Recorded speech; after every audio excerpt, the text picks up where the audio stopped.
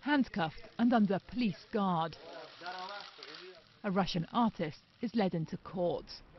Pyotr Pavlensky likes to shock his public, but his latest work landed him behind bars, on trial as a criminal.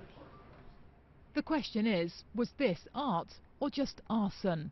The canvas, or target, was the headquarters of the FSB, Russia's powerful security service. As the fire he lit rose behind him, the artist stood silent and still.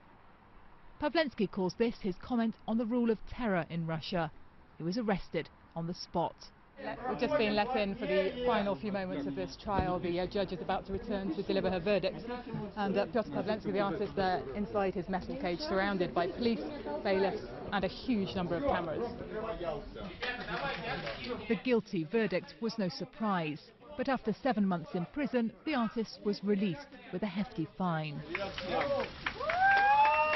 Outside, cheered by supporters, Pavlensky said he had no regrets.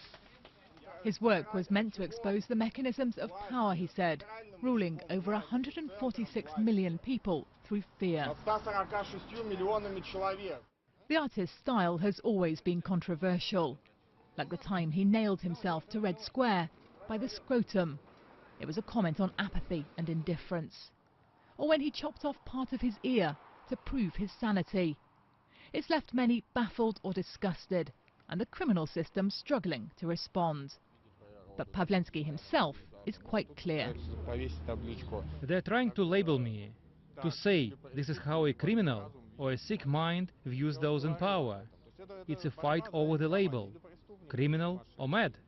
But I'm an artist, I'm doing political art. And he's vowed to go on. Pavlensky's work is challenging, but he's making it impossible to ignore. Sarah Rainsford, BBC News.